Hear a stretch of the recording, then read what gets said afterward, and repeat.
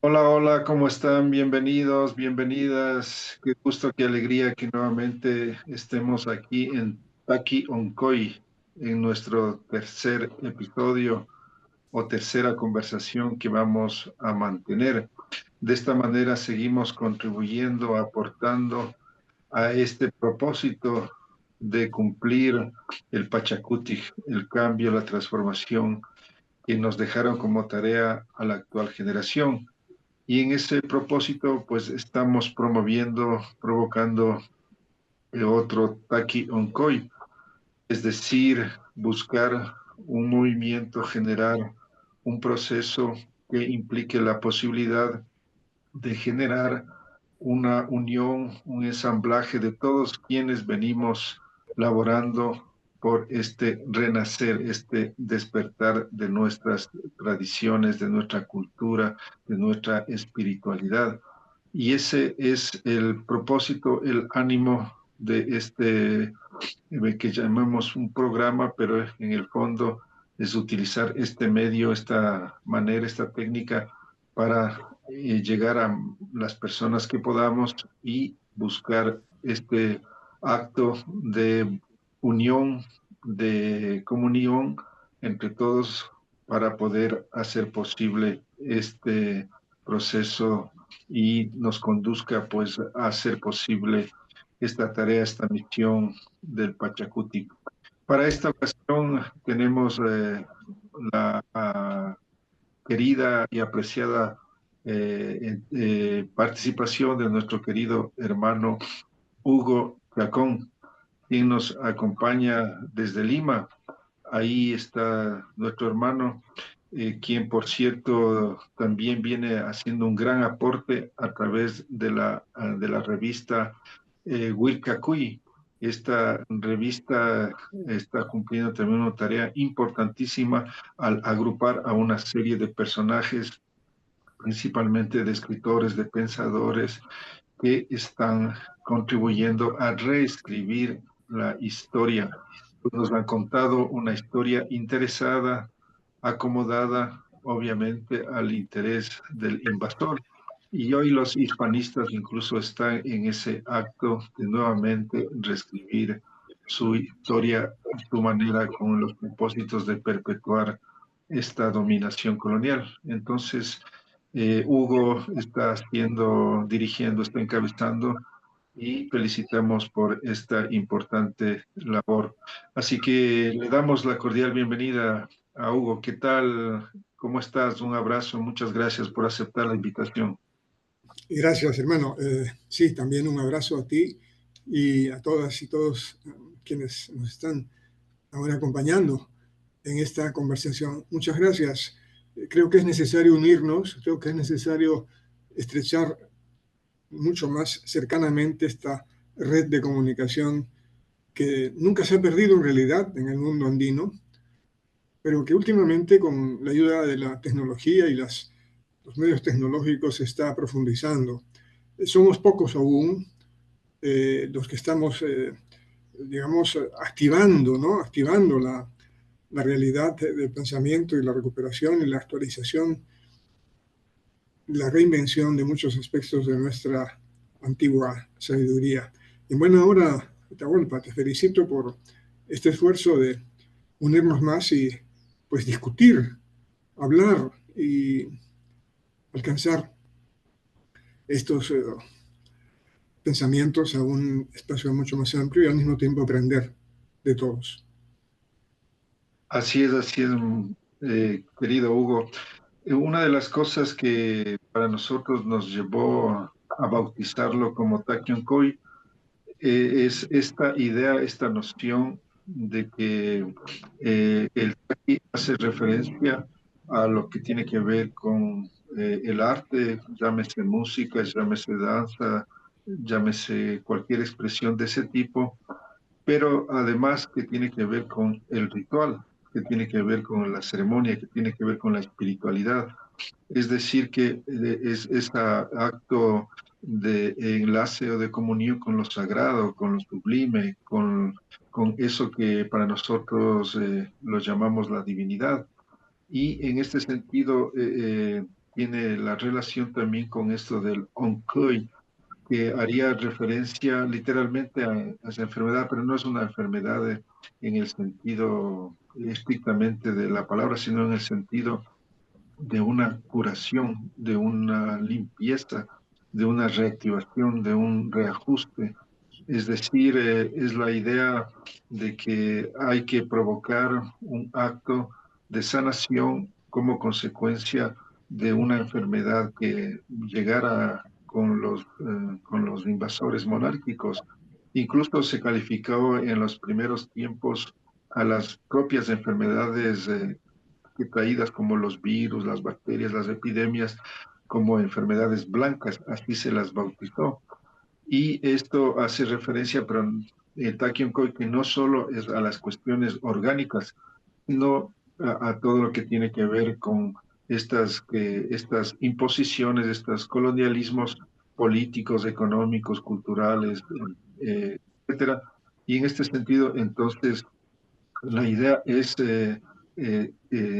limpiar todo eso, quitar, repasar, para poder retomar, para poder continuar, que de hecho lo hemos venido haciendo, pero ha habido, digamos, una disminución, un resquebrajamiento y ciertas mezclas, ¿no?, que hayan comenzado a aparecer y que en ese sentido es necesario abrir, despejar el camino para que podamos hacer una recuperación, un retomar, o mejor dicho, una continuación profunda, amplia de estas tradiciones espirituales, que es lo fundamental, lo central, y lo demás es colateral. Entonces, eso es un poco lo que nos motiva. Esta es una de las formas de la visión del Tachyon Koy. Sabemos que hay otras visiones, de otras propuestas. No sé cuál es tu visión del Tachyon Koy. Sí, bien, quiero hacer algunas apreciaciones que se encaminen en la contribución de un esclarecimiento o de una visión distinta del término Oncoy, Atahualpa. Sabes, todo en realidad en nuestro espacio social es creación humana, ¿no? Las palabras, las ideas, el capitalismo como forma de vida eterna es una clara demostración de esta creación teórica que se inserta en la sociedad y se convierte en un criterio casi divino, ¿no? Es un ejemplo. Entonces, creo que en el término Oncoy hay un aspecto que es casi como un gran olvidado, ¿no?, que es la constelación de la Colca. En el último texto que la Universidad del Cusco ha tenido la gentileza de publicarme, la Universidad San Antonio de Abad del Cusco, amplío estos criterios en algunas páginas. Y yo quiero transmitir por eso aquí contigo, a las amigas y amigos, estas pequeñas contribuciones. Lo que he podido averiguar, Atahualpa, es que la constelación de la Colca ha tenido una importancia superlativa en el mundo tahuantinsuyo antiguo. Es decir, es la madre de todas las constelaciones, la madre de todas las estrellas. Y la participación de los cronistas y de todos los interesados en ocultar el profundo contenido, la riqueza densa del pensamiento, de la sabiduría ancestral, han hecho posible que este aspecto de la vida cotidiana en el mundo andino antiguo olvide la participación y la importancia de la Colca, esta constelación visible que fue pues de suma importancia. Y los cronistas no niegan esta importancia, solo que la subordinan a otras y no le dan el valor que efectivamente tuvo. Mira, Atahualpa, esta silueta de la Colca fue tan importante que el Coricancha, el muro del Coricancha que aún vemos en el Cusco, es una reproducción de la silueta de la Colca. Y encontramos esta silueta en numerosísimas construcciones que yo he podido mostrar. En la zona, Hugo, para los que perdón, no conocen qué es la colca, ¿podrías explicar qué es la colca? Porque no todos saben qué es. es una constelación que ahora se llama las Pléyades, las siete cabrillas. No puedo dar una explicación mayor de esto, más que esto que estamos conversando en este momento, ¿no es cierto? Es muy extenso, pero es la constelación de las Pléyades. Se la reconoce muy nítidamente porque es muy visible en las noches, en la zona donde las nubes y la luminosidad del cielo nocturno lo permite. Es una constelación que aparece en el mes de mayo, y la peregrinación del Koyurriti es precisamente una forma de manifestar esta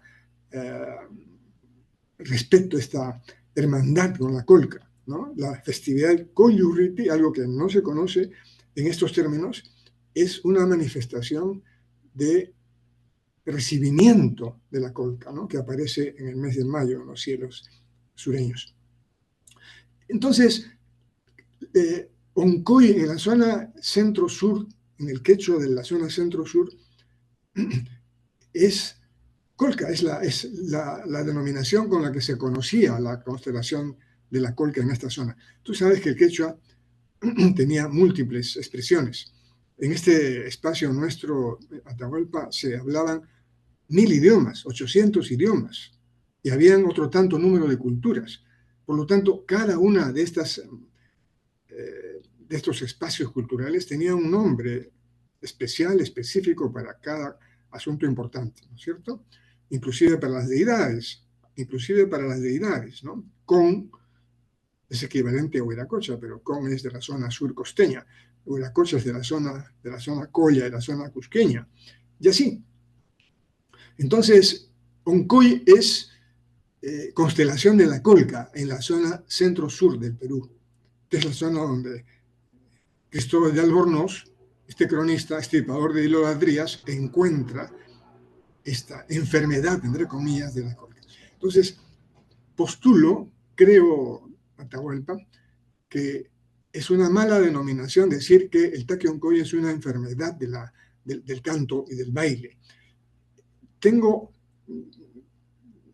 muchos argumentos para pensar que esta manifestación de rebeldía que se desarrolló en las postrimerías del siglo XVI, ¿no? 1570, más o menos, en esta zona del centro-sur del Perú, era un lamento por el abandono de la constelación de la Colca en la vida cotidiana, en los quehaceres cotidianos, en la estructuración de la sociedad, que era muy importante esta constelación, vuelvo a decir.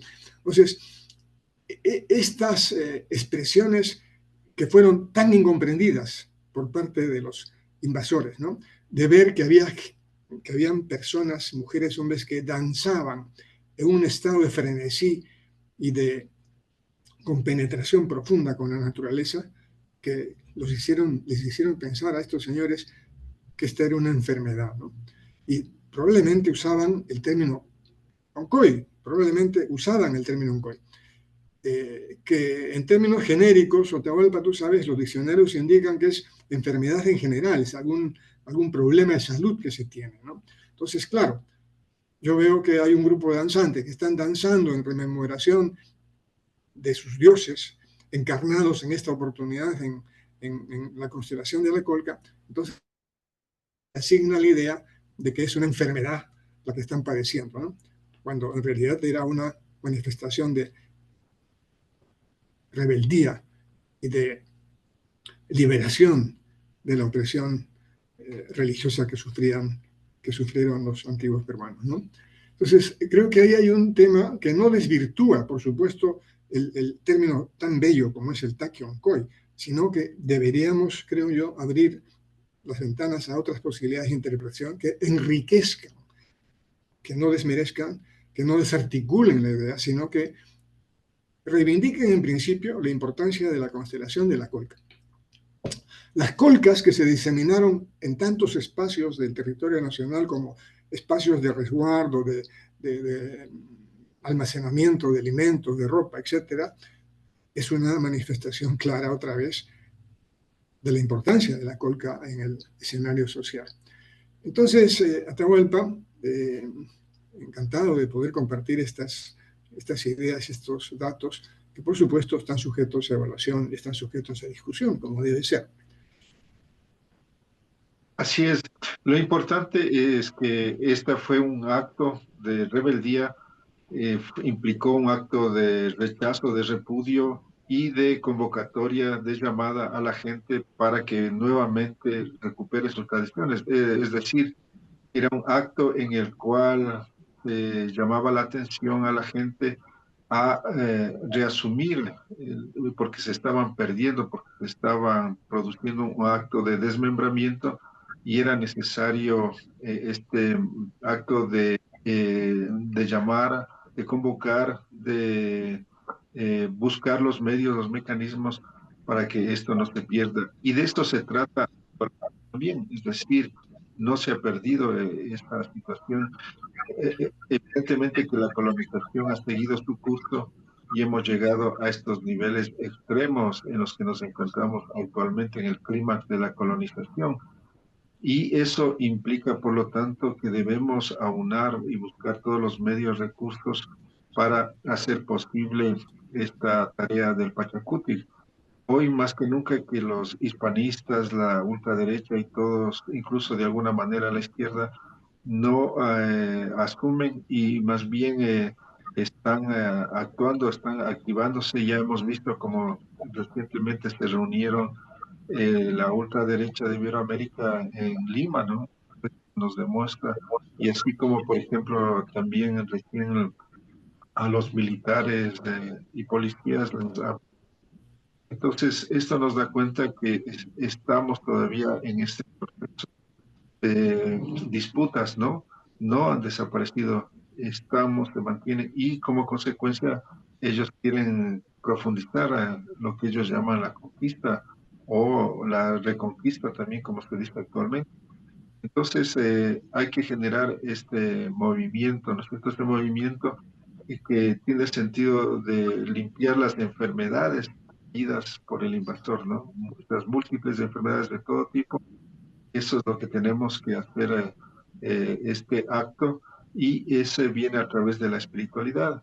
Es decir, no es la acción partidista o la acción a través del Estado o a través de las expresiones que utilizan ciertos movimientos políticos, sino a través del acto espiritual, el acto en donde nos compenetramos y cambiamos en la práctica, en la cotidianidad, en el aquí y la ahora, para vivir ya esas prácticas, ¿no? Y esto conlleve las otras prácticas que tienen que ver con todos los ámbitos de la vida.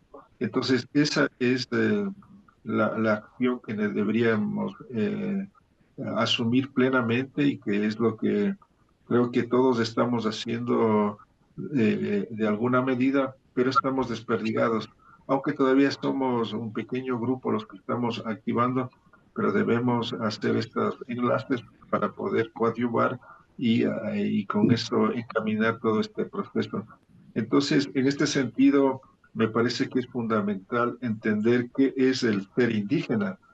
Eso me parece que es el acto central, porque desde la imposición colonial se transformó a lo indígena como un fenotipo y se clasificó y hasta ahora se lo repite cuando se hace referencia a indígena como que es una cuestión de un color de piel, de una manera física, cuando esta es una visión racista, ¿no? Cuando desde una visión integral, desde una visión desde la sociología andina, tiene que ver con una manera de mirar la realidad, con una manera de existir, de vivir. Es decir, lo indígena sería el acto de compenetración con la naturaleza, con su medio ambiente. Es la comunión, es el acto de imbricación con todo lo existente. Y en este sentido, a partir de esto surge una forma de comprensión, de entendimiento de la vida y su manera de existir. Entonces, en este sentido, es importante también limpiar esta enfermedad del racismo traída para seguirnos dividiendo, separando por unas supuestas razas que ahora sabemos que no existen, y de esta manera seguir haciendo estos distanciamientos entre mestizos, indios, negros, blancos, que todo esto es otra de las formas a través de las cuales nos mantienen separados. Entonces, es importante desde mi punto de vista esto de entender que el ser indígena es un ser que está interrelacionado con su espacio y que por esto desde ahí surge, desde ahí se asienta y emerge en esa realidad.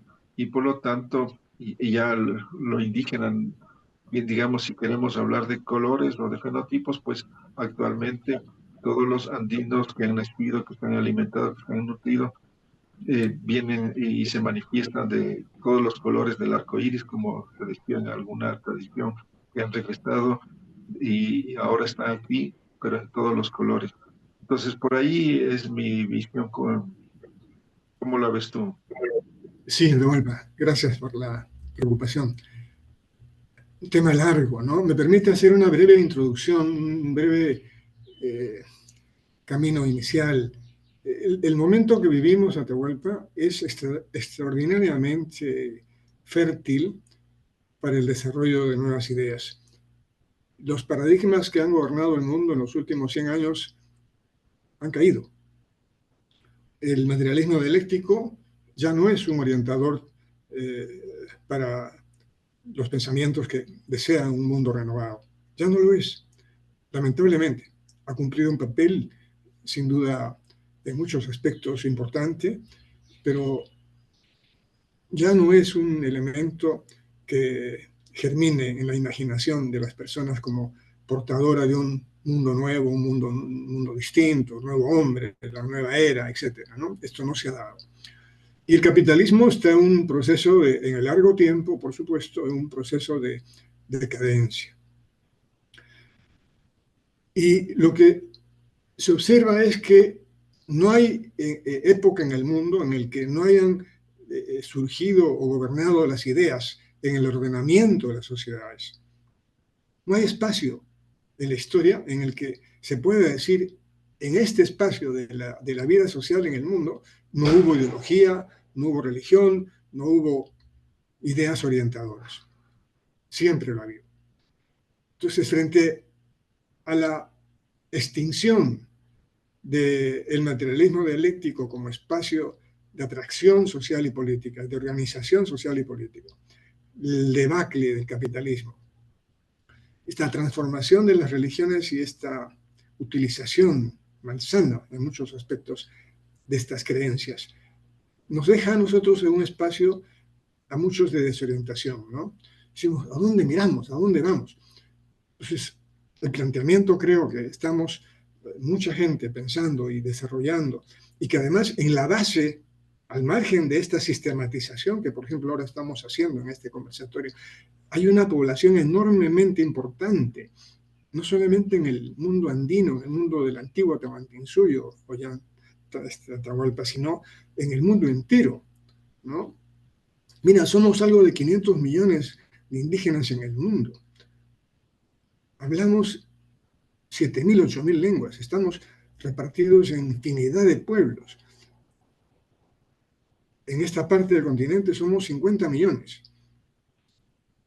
Tenemos nosotros la capacidad, tenemos la obligación de plantear al mundo, a los espacios sociales que nos corresponde, una plataforma, un conjunto de ideas que, partiendo de nuestra indigeneidad, sea una propuesta de desarrollo social, de integración social, de transformación, de una posibilidad de instaurar un nuevo proceso civilizatorio.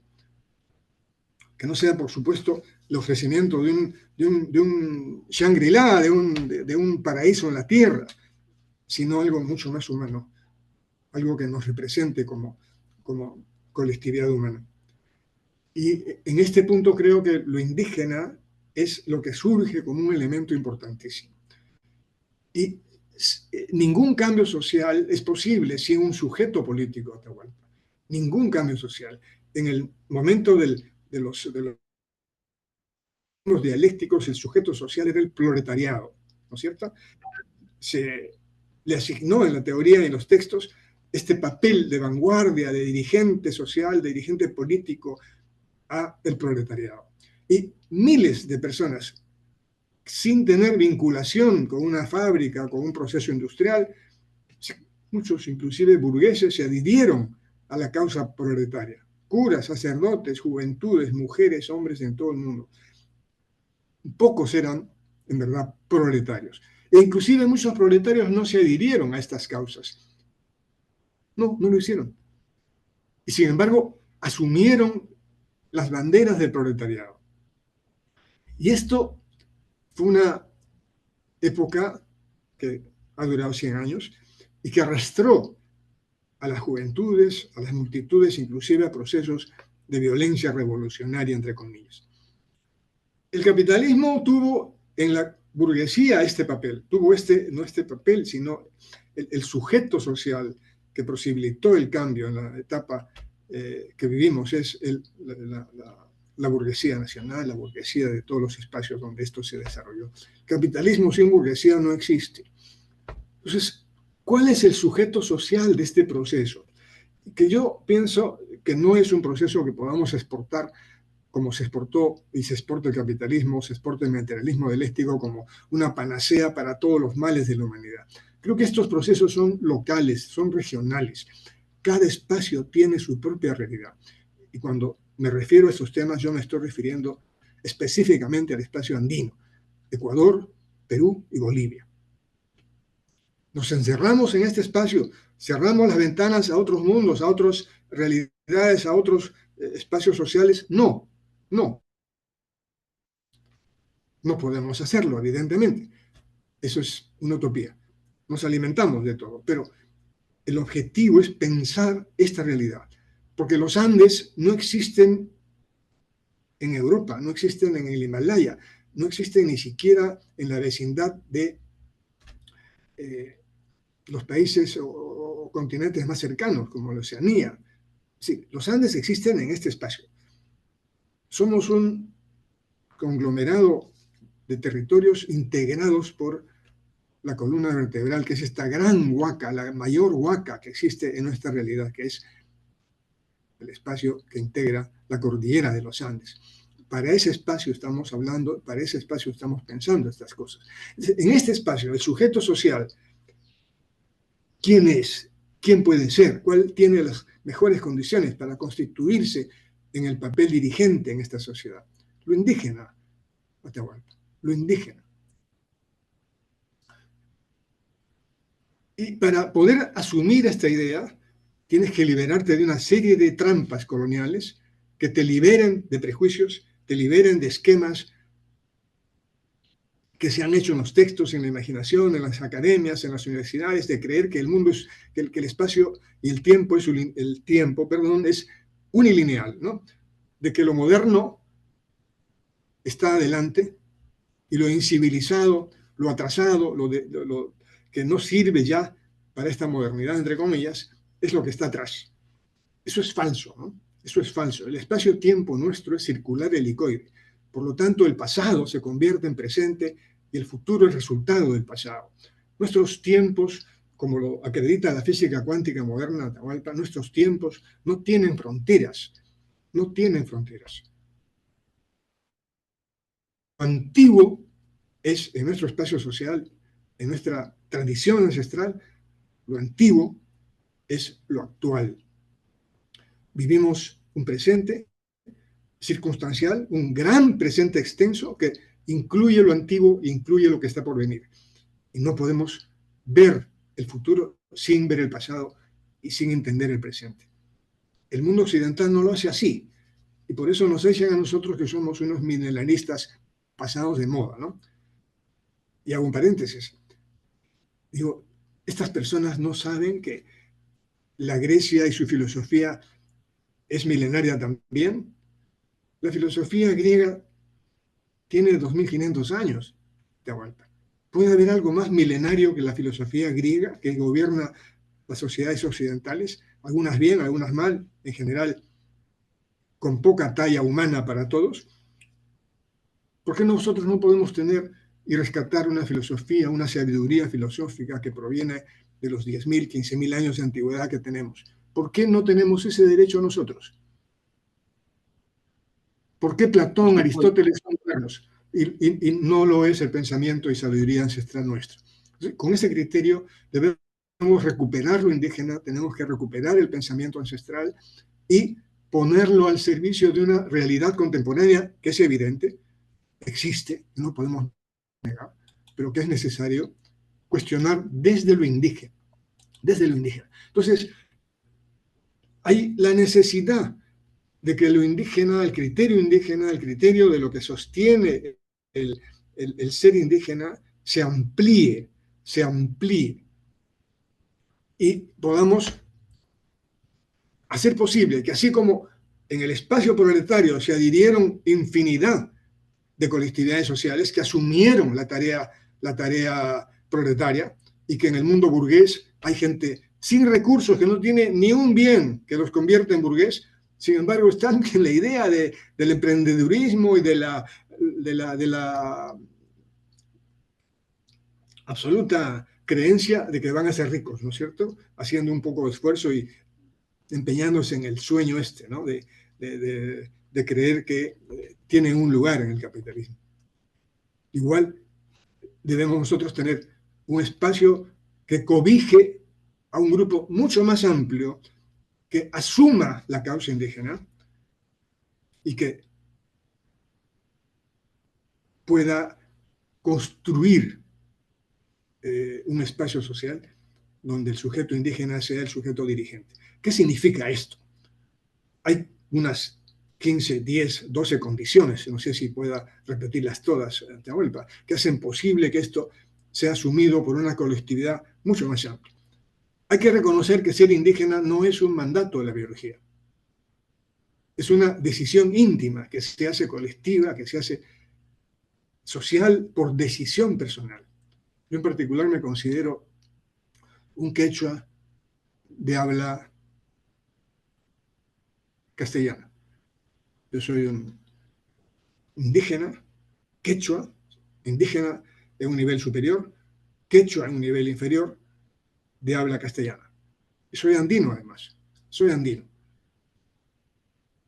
Porque puedo ser quechua de Ecuador, puedo ser quechua de Bolivia, soy andino, peruano, quechua de habla castellana. Entonces, esta es una asunción que cada uno tiene que hacerla siguiendo un proceso y una dilucidación de su destino, de su sentido de vida. Esto no es un mandato de la biología. Es Algo apreciar importante. que la... Sí, adelante, por favor. Y para no perdernos esta idea de lo que hacías, cuestionamiento al materialismo dialéctico como que fuera la única y verdadera posibilidad de guía para una transformación, vale acotar algo que muy pocos en la izquierda lo conocen, y es el hecho de que el propio Marx, el viejo Marx, a los pocos años antes de morir, cuestionó su propia visión del joven Marx que escribió el Manifiesto Comunista cuando tenía 30 años de edad, y se le ocurrió esta idea del comunismo y la de la vanguardia del proletariado. Y digo se le ocurrió porque después de los años el propio Marx se dio cuenta de que eso era simplemente una idea, un sueño, cuando se dio cuenta de que lo que había que hacer era simplemente continuar con el sistema de comunas existentes en todo el mundo. Es decir, esta idea de que había que construir el proletariado para construir el socialismo y después que esto permita la construcción del comunismo, y que en el comunismo se daría la, eh, que se acabaría el Estado, que se acabaría el partido del proletariado y todo eso. Después él se dio cuenta que era una utopía irrealizable, que lo que había que hacer es más bien profundizar continuar, ampliar con estos sistemas de comunas o comunitario que existía históricamente, milenariamente, en todos los pueblos de la Madre Tierra. Y eso es fundamental entenderlo ahí. Es decir, que el propio Marx se da cuenta del error que cometió y trata de corregir. Lamentablemente, hay simplemente unas cartas que escribe a una directora del Partido Socialdemócrata de Rusia, y le escribe esta carta y le hace esta referencia en la que le dice no es necesario pasar por el socialismo, ni construir el proletariado, ni el comunismo, sino simplemente hay que retomar, hay que apuntalar el sistema de comunas. Entonces, esto es importante, interesante, ¿no? Para que nos permita justamente limpiarnos también de esta imposición, de esta enfermedad que lo ha difundido, que lo sigue sosteniendo la izquierda y que no nos permite salir y buscar una alteridad, buscar una vía en este sentido que es la milenaria, la que ha sido construida por nuestros pueblos en miles de años, que no ha surgido de la cabeza de un gran pensador como Marx o cualquier otro intelectual, sino que ha emergido, se ha formado, se ha constituido en un proceso de vida. Es decir, es una creación colectiva, es una creación por los pueblos y no de alguien que se superpone como decía Marx, en la superestructura y que desde ahí establece y determina un pensamiento, una orientación. Y eso es lo que se ha reproducido por una serie de intelectuales, ¿no?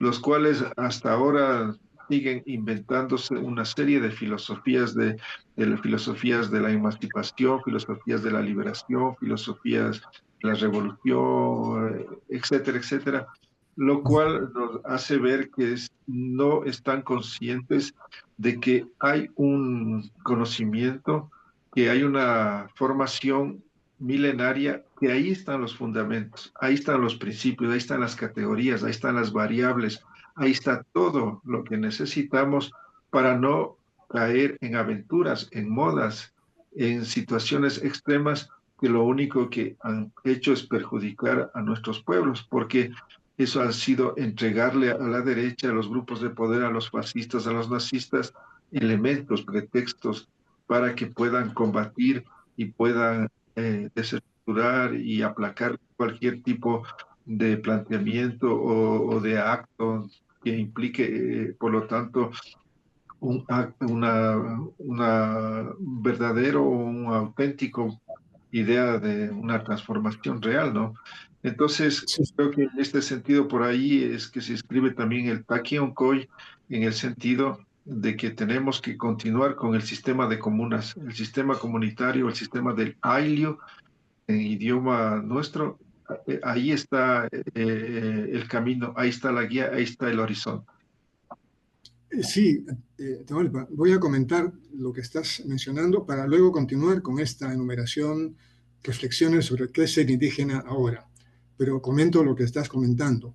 El marxismo hizo una periodificación de la historia que parte de la etapa del comunismo primitivo, luego está el esclavismo, luego el feudalismo, luego el capitalismo, y se avisoraba desde el capitalismo un mundo maravilloso del socialismo y el comunismo. Esta estructura del desarrollo social en el mundo nos ha hecho mucho daño, porque además no es tampoco una creación exclusivamente del materialismo dialéctico, es el pensamiento occidental que cree que el desarrollo de la humanidad se hace en función de estos criterios de dejar atrás lo antiguo, lo inservible, ¿no? Por eso es que se teje toda esta teoría de la evolución humana también, ¿no? Uno evoluciona del mono, ¿no es cierto? Uno evoluciona de un estado inferior de calidad humana, digamos. Eso no es cierto, ¿no? El desarrollo humano y la evolución se ha dado bajo otros criterios distintos a este. Entonces, en ese sentido, esto nos ha hecho a nosotros mucho daño, ¿no es cierto? Porque, claro, en el Perú, un gran pensador alineado con estas ideas, un pensador marxista, nos tildó a nosotros de ser un problema, ¿no? el problema del indio, ¿no? El problema del indígena, ¿no es cierto? Nos arruinó la vida. ¿Y por qué es que había este criterio de desindigenizar lo indígena, ¿no? Claro, porque la alianza era la alianza obrero-campesina, ¿no es cierto? Y un indígena no podía ser parte de esta alianza indígena-obrera. Es imposible, porque el indígena era un pequeño burgués, un peligro para la revolución. El daño que nos han hecho es enorme, por supuesto, sin dejar de reconocer un conjunto de criterios y de, por supuesto, de adelantos sociales que se deben, sin duda, al empuje y a la articulación teórica y práctica del socialismo y del materialismo dialéctico. Eso no está en duda. Pero vamos al tema en el que nos perjudicó enormemente. Se equivocaron tanto en esta estructuración de la linealidad del desarrollo humano que se equivocaron en la etapa final de una manera flagrante. Después del capitalismo no viene el socialismo. Es falso que esta linealidad se dé de esa manera mecánica. No es el mecanicismo positivista el que explica el desarrollo de la sociedad. Por lo tanto, lo antiguo no es primitivo, es simplemente una opción de desarrollo cegada, extinguida por el poder de las armas. La lucha de las hordas del precapitalismo han sido lucha del futuro capitalismo contra lo indígena. Cuando los romanos invaden Germania, luchan contra tribus, le llaman así, tribus, conglomerados culturales que eran indígenas, que tenían sus concepciones de vida absolutamente compatibles con las que nosotros tenemos en nuestra antigüedad aquí. Donde veas esta lucha es la destrucción de lo indígena. En Nueva Zelanda, en Australia, en todos los lugares del mundo, la sociedad occidental, la civilización occidental, arrasa con todo lo indígena. Y nos han hecho creer que es el destino de la humanidad, que para ser moderno tú no puedes ser indígena. Eso hay que desterrarlo por completo, ¿no es cierto? Hay que desarticularlo y plantear en su lugar una nueva comprensión de la realidad. Y entre estos aspectos está esto que estamos conversando también, que es ¿qué es ser indígena ahora? Es considerar que el solo individuo, como eje de la vida social, es imposible. Nos han hecho creer que el ser humano tiene hasta una filosofía para sí mismo, ¿no? Es la filosofía occidental. Es un conjunto de postulados que están hechos para un ser humano en especial. ¿Quién soy? ¿De dónde vengo? ¿A dónde voy? No hay nada comunitario en el pensamiento occidental. Es el enemigo número uno del pensamiento comunitario. Está hecho pues en función del ser humano individual, por supuesto. Tienen derecho a hacer eso, por supuesto. Tienen derecho. Es otra forma de entender la realidad. No es ni maldita, ni malévola, ni diabólica, es simplemente otra forma de entender la realidad. Nosotros en 15.000 años desarrollamos una forma de entender realidad distinta, donde el solo individuo no servía para nada. Tú no puedes subir a un Apu de 4.000 metros solo, no puedes hacerlo. No puedes cultivar andenes solo, no puedes irrigar solo, no puedes cultivar la costa árida solo, no puedes ingresar a la zona de vegetación de la selva baja solo. Acá nada puedes hacer solo, Atahualpa. No es un capricho nuestro de haber sido comunitarios, era un mandato de la naturaleza. ¿Tú crees que no ha habido esfuerzos individuales en esa época? Seguro que sí. En 15.000 años seguro que hubieron experiencias de individuos que quisieron desarrollar su vida de manera independiente. No lo pudieron hacer. Nuestra naturaleza no soporta la individualidad. Probablemente en las llanuras españolas, pero nosotros no. Entonces, nosotros no podemos pensar la vida y la sociedad en función de un ser humano individual. Tenemos una concepción de la vida social comunitaria, que es muchísimo más antigua que la sociedad socialista. Claro. Ser indígena es asumir que los principios que rigen nuestra vida y nuestra convivencia comunitaria son principios muy claros que han desarrollado nuestra sociedad en el pasado.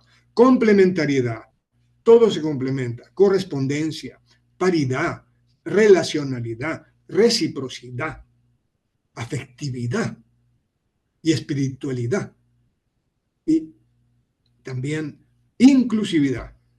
El conjunto de estos principios es lo que se le llama el summa causae. Ser indígena es considerar que la materia no es inerte. La piedra tiene vida, el árbol tiene vida, los cerros tienen vida, los ríos cantan, el trueno canta, los rayos expresan una realidad. Hay rayos hembra, hay rayos macho. Todo tiene complementariedad. Ser indígena es considerar que la materia tiene vida. Los físicos cuánticos podrían ser en parte considerados en alguna medida indígenas, sí, pues porque ellos creen que la materia tiene vida, que la materia es intercambiable con la energía. Nosotros lo hemos visto hace muchísimos siglos, esto, Atahualpa. Por supuesto, no estoy postulando que éramos cuánticos, no. Teníamos un sentido de otorgarle vida, reconocíamos vida en todos los aspectos de la naturaleza. Eso es algo sumamente importante en el criterio de por qué ser indígena. Que no existe una forma sola de espiritualidad. La espiritualidad se expresa de diversa manera, en vinculación con un mundo heterogéneo que es la naturaleza, en la que nosotros somos apenas alpacamasca, tierra animada somos nosotros, energía animada. Lo supimos siempre. Es aceptar que nosotros los humanos no estamos en la cúspide del desarrollo biológico.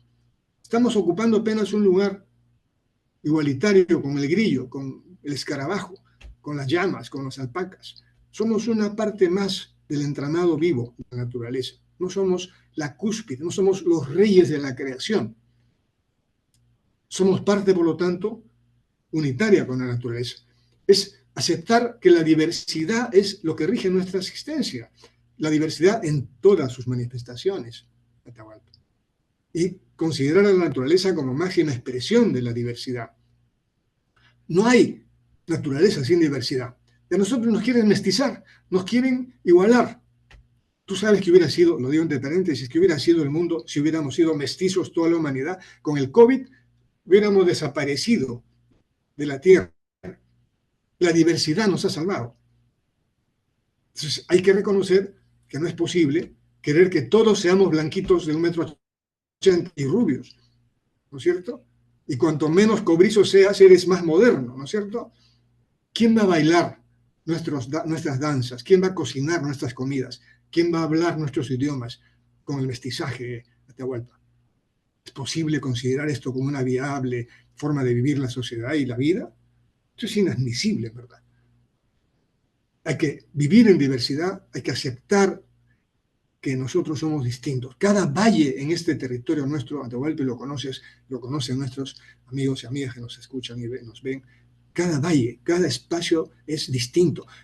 Postulo que cada cuenca, cada microrregión debe tener su manera, su sabiduría específica de entender su realidad. Tenemos otros aspectos importantes, ¿no es cierto?, para ser indígena. Que, a propósito de lo que mencionaba hace un instante, que no es posible que un valle importe sabiduría para manejar. Doy un ejemplo, la ruta del sol en Ecuador, por ejemplo, ¿qué puede aprender de la Amazonía ecuatoriana? Esos valles, esos espacios de la ruta del sol tan promocionados por el turismo, deteriorados además, ¿qué puede aprender de la Amazonía? Muy poco, ¿no? Muy poco. Nosotros tenemos que entender que cada uno de los problemas que tenemos necesita una solución local a nuestra realidad, acorde a nuestra realidad.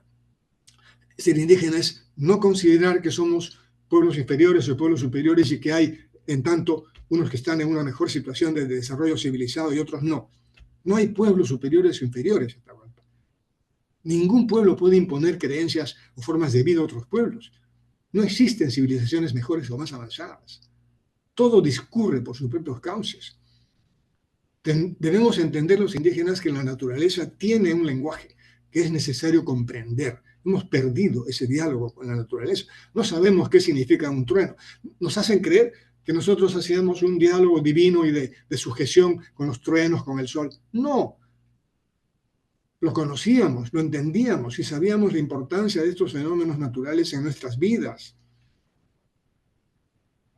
Esta no era una relación de sujeción entre divinidades y seres inferiores, eran hermanos o el case que conversaban con nosotros.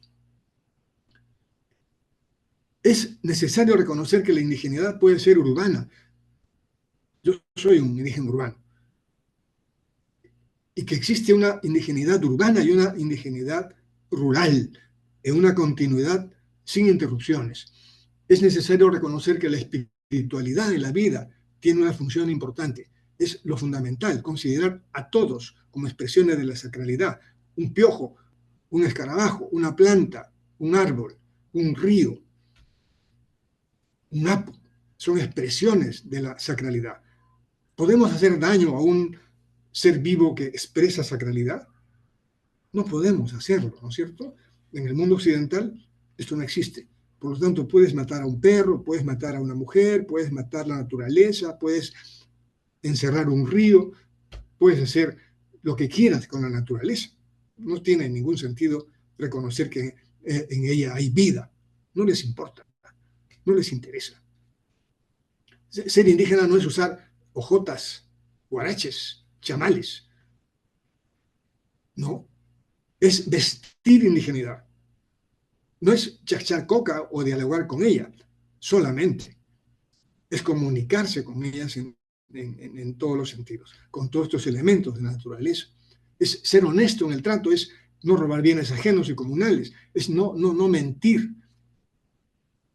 que es necesario en la organización social mandar obedeciendo, hay que servir y no servirse, hay que representar y no suplantar, hay que construir y no destruir, hay que obedecer y no mandar, hay que proponer y no imponer. En este sentido, debemos formular una teoría, formular una manera, en conversación directa con la realidad, una forma de organización social comunal que sea conveniente para todos en cada espacio social en que esto se desarrolle. Esto de la democracia tiene que ser absolutamente replanteado. Yo formulo un término que a mí me agrada porque creo que encierra muchísimo esto que estamos conversando en términos políticos, es el causa y acta. Es la tierra energizada, es tu tierra, es tu espacio. Cada uno de nosotros tiene un motivo, un causa y acta por el que vivir. Esto encierra todos los principios que estamos conversando. Por tanto, necesitamos, Atahualpa, resignificar el término indígena, que ha tenido y tiene una subalterna significación. Hay que reivindicarlo, repito, resignificarlo. Necesitamos que se constituya un lugar de comprensión de nosotros mismos para los millones de peruanos, ecuatorianos, bolivianos colonizados y que tenemos una identidad desorientada. Hay que motivarlas y motivarlos a buscar, a tejer y a crear comunidad. Se trata de una decisión de reivindicación, de resarcimiento y de autónoma reparación, de limpieza ética y moral de Atahualpa, de repudio a la imaginación y de recuperación de nuestros valores antiguos para ponerlas en cada letra de la palabra indígena. Más adelante habrá tiempo de igualarnos con quienes ya están mucho más avanzados y que se llaman Guaymara, se llaman Quechua, se llaman Otávalo, se llaman Huampis, Tumpis, Pocras, Tumpis. Son hermanas y hermanos, por supuesto, que nos llevan a la delantera. Llegará el momento en que tengamos esos nombres para cada comunidad. Creo que es tiempo, en este momento, sobre todo, de reivindicar la palabra indígena, por siglos menospreciada. Es una necesidad construir una narrativa que limpie los despojos conceptuales sobre los que se han depositado sobre lo indígena. Es tarea ineludible, considero, recuperar el término indígena y dotarlo de significados más amplios. Algunos los he mencionado aquí. ¿Esto está en discusión? Por supuesto. Nosotros no tenemos la palabra. Nosotros escuchamos al otro pensando que tiene razón.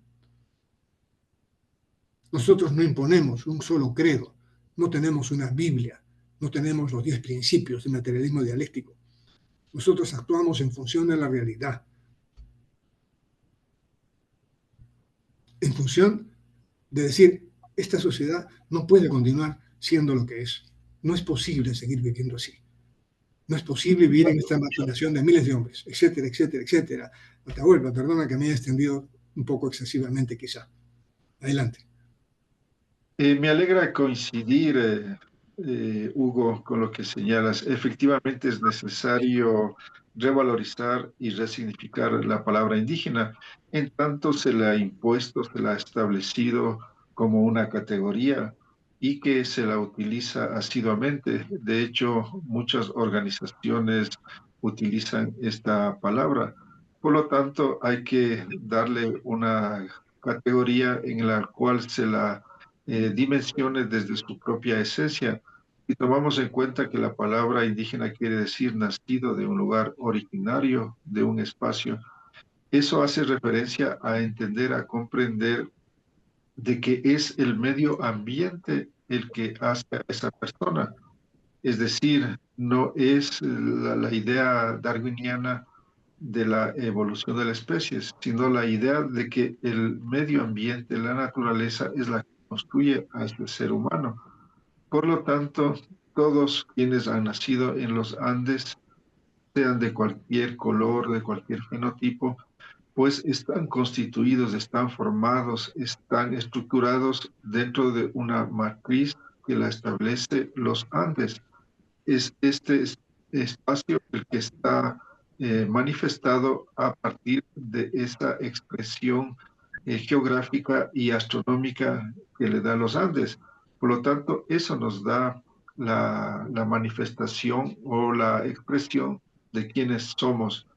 Y eso lo sabe nuestro cuerpo, eso sabe la inteligencia de nuestro cuerpo, vive dentro de esa característica y el problema está en esa disociación con esta visión impuesta de la raza, en donde el objetivo era generar esta idea de que hay superiores e inferiores, siguiendo bien en esta idea de que hay quienes están son de una raza superior y quienes son de una raza inferior. Es decir, necesitamos rebasar todas estas ideas, como por ejemplo también que se inscribe dentro de esta misma lógica la idea del mestizaje, porque ¿qué es el propósito de establecer supuestamente que hay unas mezclas, de que hay unas imbricaciones, cuando esos son actos de colonización, son actos a través del cual se va asimilando, se va integrando, se va incorporando los conceptos coloniales, que inicialmente aparecen como mestizajes, pero que en el fondo es un proceso de blanqueamiento para asimilar, para poder asumir otras categorías y valores. En este sentido, entonces, se utiliza esta entrada del mestizo como una táctica, como un medio para abrirse camino a la colonización. Entonces, en primera instancia, eres mestizo, pero después vas a terminar blanqueado totalmente. Entonces, esos son mecanismos que se han establecido durante estos 500 años, que emergieron justamente en este propósito y que se han ido acentuando, se han ido consolidando en el tiempo y que como consecuencia nos ha llevado que, por ejemplo, muchos dicen, yo soy mestizo y ellos son los indígenas. Entonces, ¿qué quiere decir? Que se busca esa separación, esa división a partir del color de la piel para provocar este distanciamiento, esta separación, esta ruptura y como consecuencia desentenderse de su realidad, de su medio, que es lo andino, que es la naturaleza, que es el medio ambiente. Eso es lo fundamental, no es la genética. Ya está demostrado científicamente que lo que forma o establece o constituye a un ser humano es el medio ambiente. Por lo tanto, una persona, digamos, de fenotipo negro que nazca en Europa ya se constituye, se forma por este medio ambiente. Es decir, no es solamente un hecho cultural, no solamente es un hecho que se manifiesta en un ámbito social, sino que fundamentalmente es el hecho del medio ambiente, porque esa es la esencia, porque somos seres naturales. Y La cultura es el añadido de acuerdo al aprendizaje que se produce como consecuencia de vivir dentro de un tipo de sistema, de un tipo de sociedad que establece ciertos valores y principios. Entonces, esa disociación que hay entre cultura y naturaleza, creada por esta disociación que se produce a partir de esta idea de raza, es que nos ha llevado a estas conclusiones.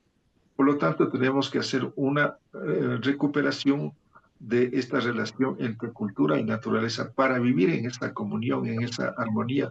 Por eso es que se ha destruido además la naturaleza, porque se ha creído que hay que la cultura o el ser humano es superior a la naturaleza, que está en un estado en el cual tiene que dominar a la naturaleza para sacarlo a su ventaja y a su provecho. Entonces, todos estos elementos nos dan las formas a través de las cuales tenemos que hacer estos cuestionamientos o estas limpiezas a estas enfermedades. Y de la misma manera también quisiera resaltar lo que has dicho de cuestionar a la democracia, porque esa es otra categoría que es una categoría que en el propio Occidente ha fracasado, y es una categoría que en la propia, actualmente en la propia Europa ya hay gente que está planteando otras alternativas, como por ejemplo, desde el movimiento de ecoaldeas en Europa, ellos ya plantean la sociocracia y otros plantean la biocracia, es decir, salir de esta visión en la cual las mayorías están contra las minorías para funcionar dentro del consenso como otra manera de funcionamiento que era la forma de las comunas milenarias en Europa y en todo el mundo, en donde todos decidían y tomaban las decisiones. Y después es que surge la democracia, surge a través de las élites aristocráticas que se asumen como las que son las superiores y que son las que tienen que dirigir. El mismo Platón decía, ¿no?, que quienes tenían que dirigir son los grandes pensadores, porque el pueblo puede votar por cualquiera o puede dejarse atrapar simplemente por la presencia física de un individuo. Lo decía el propio Platón. Y eso lo vemos hasta la actualidad, en donde hay personas que por su apariencia física pueden ganar una votación. Entonces, eso nos lleva a cuestionar, a criticar esta idea de que hay los superiores y los inferiores y de que hay quienes son los predestinados a dirigir, cuando de hecho hasta la actualidad en ciertos sectores del África todavía hay ciertas aldeas, ciertas comunidades que no funcionan y que no tienen ni un Estado y que no tienen un poder arriba, sino que están funcionando en un nivel en donde todos buscan intervenir, participar. Inclusive dentro de los propios incas, no es que la idea de que el inca era el rey, el jefe y que decidía en forma absolutista de todo lo que sucedía. Había un consejo, era este consejo el que establecía todas las condiciones, las decisiones, y si bien tenía el voto dirimente, llamemos así, el Inca no era de que él era el que decidía en forma arrogante, prepotente, sino que estaba nutrido, estaba formado, estaba asesorado por este consejo, en el cual estaban miembros de todos los suyos o de todas las regiones del Tahuantinsuyo, y por lo tanto todos ellos establecían las políticas para el Tahuantinsuyo. Entonces, por lo tanto, tenemos que ir cuestionando todas estas formas en las cuales a la vez solo se pretenden hacer ciertos ajustes, como decir, ponerle hablar, por ejemplo, de democracia comunitaria. Con eso creer de que ya hay cambio, porque le ha puesto el nombre de comunidad, o de, como el García Linera en Bolivia comenzó a hablar de socialismo comunitario. Es decir, hacer unas mixturas, unas mezcolanzas con los cuales simplemente se desvirtúa, se deforma la esencia para pretender crear y ser supuestamente innovadores, cuando lo que se hace simplemente es procesos de superposición y que en último caso generan confusión, que se desvirtúa, se desvía la acción y en este sentido se pierde el propósito fundamental, que en este caso sería lo que podríamos llamar al sistema de comunacracia, el que diríamos en castellano al sistema que teníamos nosotros, al sistema de redes, ¿no? De Aelius. Esta red de Aelius, esta red de marcas y suyos que se formaba, eran las que dirigían. Entonces era un sistema que establecía una horizontalidad, aunque también había una verticalidad, es decir, había un equilibrio entre lo vertical y lo horizontal. Y esos son elementos valiosísimos que los propios cronistas lo valoraron y que después se tejieron una serie de historias que pasaron después a constituirse en propuestas políticas que las recogieron los socialistas utópicos, porque se inspiran en los libros de aquellos personajes que hablaban del sistema inca, de este sistema que ellos lo admiraron, lo apreciaron, y hubo intelectuales europeos que buscaron emular para Europa un sistema parecido. Obviamente que no entendieron que no es una cuestión de un sistema formal, sino que es una cultura que funciona dentro de este sistema. Y eso es lo que no entiende la izquierda hasta el día de hoy. Y pretenden simplemente imponer cuestiones de unas estructuras formales cuando el condumio, la esencia, es un tipo de cultura, un tipo de filosofía que entiende otra relación con la naturaleza.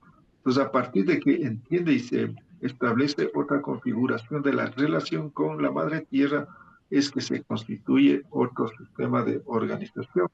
Y no se trata simplemente de mantener el mismo sistema occidental eurocéntrico de ruptura con la naturaleza y ahí pues, pretender crear un sistema socialista comunista que ya hemos visto que ha fracasado porque están totalmente disociados. Entonces, habría que hacer este encuentro, volver a este encuentro entre cultura y naturaleza que se rompió y eso va a implicar, por lo tanto, que entremos nuevamente a este sistema de relación, de interrelación que era la comunidad y que eso sería los ser indígenas, ¿no? Ser un ser comunitario, un ser que está imbricado, compenetrado con la madre tierra y que vive en esa correlación, esa conjunción con lo existente. Sí, efectivamente. Se olvida en la evaluación de la democracia que nació en Grecia, como sabemos, se olvida que nació como un ejercicio de los ricos y de los propietarios, y con la exclusión de las mujeres y de los desposeídos. Es decir, de todos aquellos que en esta sociedad nuestra les ha costado participar en la democracia. Ese sello de nacimiento se ha extendido en toda la humanidad, en el criterio democrático. Efectivamente, nosotros necesitamos desarrollar una nueva propuesta social y política que no va a ser novedosa, sino que va a tratar y trata de superar estos 500 años de interrupción que ha tenido nuestra civilización. Estamos en el propósito de recuperar esta herencia cultural y política también. Cada uno hace su tarea, Atahualpa. Hay músicos, hay pensadores, hay artesanos, hay gente que tiene raíces culturales muy, muy vinculadas al criterio ancestral, que están haciendo su trabajo. En el caso mío, Atahualpa, es contribuir a la formulación de una propuesta política, que lo ancestral no sea solamente el rito, no sea solamente las efemérides circunstanciales que se utilizan para rescatar lo indígena, ¿no? El ponchito, el chullo, las hojotas, la danza, para luego dejarlo en el desván del olvido pasadas las festividades. Nosotros necesitamos articular una propuesta de nación, que no va a ser, por supuesto, una propuesta que incluya una sola nación. Esto tiene que ser un proceso multinacional, multiétnico, multicultural. Nos acusan de querer exterminar al hombre blanco. Nos acusan de querer exterminar toda forma de cultura distinta, sin olvidar que son más bien estas culturas las que han querido desaparecernos a nosotros y quieren seguir desapareciéndonos. Nosotros no tenemos ese propósito. Nosotros tenemos un propósito de una nación multicultural, donde todos podamos vivir en un país de todas las sangres. La condición es que nosotros queremos ser dirigentes, queremos conducir esta sociedad, no para exterminar a nadie, sino para asignarle un rol determinado y específico y distinto a cada colectividad étnica, cultural, social, que formen este espacio de convivencia de lo diverso, como fue el Tahuantinsuyo. 8.800 lenguas se hablaban aquí. Entonces, ¿qué proponemos? Proponemos la recuperación de un pensamiento que sea útil para todo el espacio andino, pero en que cada espacio específicamente, que descendiendo de lo andino, se exprese en diferentes entidades culturales, que incluya lo afroecuatoriano, lo afroperuano, lo afroboliviano, que incluya lo criollo peruano, ecuatoriano y boliviano también, por supuesto. La condición es que nos dejen dirigir esta sociedad con los principios que estamos discutiendo aquí. Y otros, por supuesto, y otros, porque aquí nadie tiene la verdad. Acá nosotros no estamos creando una sabiduría filosófica para todo el mundo. Estamos en el propósito de formular grandes líneas directrices, grandes espacios de debate. Cada espacio luego tendrá su propia realidad, su propia manera de entender su educación, su sistema de seguridad, su sistema de justicia. Debemos aspirar a esa realidad, recuperar lo que existió, no inventar nada, no creer que estamos construyendo un mundo nuevo, el hombre nuevo, el ser humano distinto. No, señor, no, señora, estamos acá en el afán de crear un espacio social, un espacio político que tenga estatura humana y que recupere a quienes en pensamiento y obra ya hicieron una sociedad como este tipo. Acá hubo una sociedad de 15.000 años de antigüedad que no se puede echar por la borda, no podemos olvidarla, tenemos que recuperarla, tenemos que reinventarla, tenemos que ponerla al día. Y en esta propuesta lo andino tiene un jugador importantísimo. Lo andino nos incluye a todos, porque acá tenemos andino costeño, tenemos andino serrano y tenemos andino amazónico. Se nos ha separado de la selva y se nos titula de una manera en que definimos lo andino por un lado y lo amazónico por otro. No, señor, acá lo andino es amazónico también, como lo andino es costeño, como lo andino es serrano.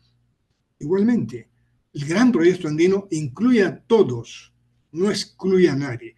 Es como el tubo de un microbús al que nosotros podemos adherirnos con nuestra lengua, con nuestra cultura, con nuestros vestidos, con nuestra música, y todos podamos caminar en un sentido de hacer una sociedad de todas las sangres.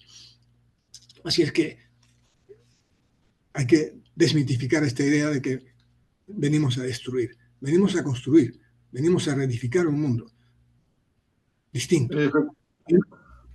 Termino con esto de Atahualpa, de destruir la idea de que es posible hacer un desarrollo infinito en un mundo que es finito.